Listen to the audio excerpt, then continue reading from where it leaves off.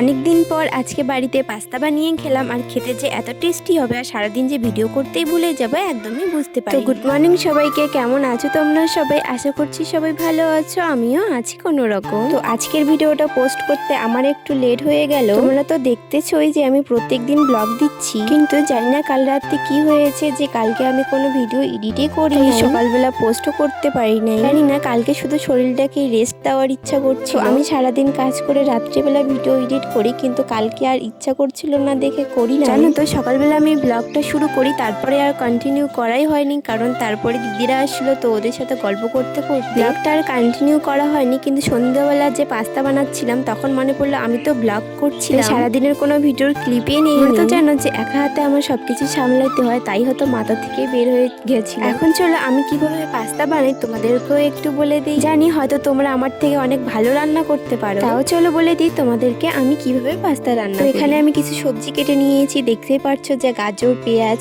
আর মটরশুঁটি, লঙ্কা কুচি আর পেঁয়াজ কুচি দিয়েছি। এগুলা দিয়ে আজকে রান্না করব। আর একটা ডিম দিয়েছি, আগে এগুলা ভেজে নিতে হবে। তার আগে চলো তোমাদের কিছু কমেন্ট পড়া যাক। তো একজন কমেন্টে লিখেছে, ঠিক বলেছো গো মিষ্টি দিদি, খারাপ সময় আসাটা খুবই দরকার। সত্যি দিদি ভাই, তোমার ভিডিওগুলো ভীষণ ভালো লাগে, আমরা তোমার প্রত্যেকটা ভিডিওই দেখি গো মিষ্টি দিদি। আমার কমেন্টটা তুলে ধরো। থ্যাংক ইউ সো মাচ দিদি ভাই এত সুন্দর একটা কমেন্ট করার জন্য। তোমাদের সাথে কথা বলতে বলতে এদিকে আমার মশলাটাও ভাজাভাজি হয়ে গেছে। তো এর মধ্যে এখন আমি পাস্তাটা সিদ্ধ করে রেখেছিলাম, ওটা এখন ওর মধ্যে দিয়ে দিব। দিয়ে ভালো করে একটু ভাজাভাজি করে নিতে হবে 5-10 মিনিটের মতো। তারপর যে ডিমগুলো আমি ভুজিয়ে করে ভেজে রেখে দিয়েছি সেগুলো এখন দিয়ে দিব। আর একটু ভেজে নিয়ে নামিয়ে নিলে হয়ে যাবে আমাদের পাস্তা রেডি। খেতে কিন্তু খুবই সুন্দর হয়, শুধু আর একটা ডিম দিলে হয়তো আরো বেশি ভালো হতো।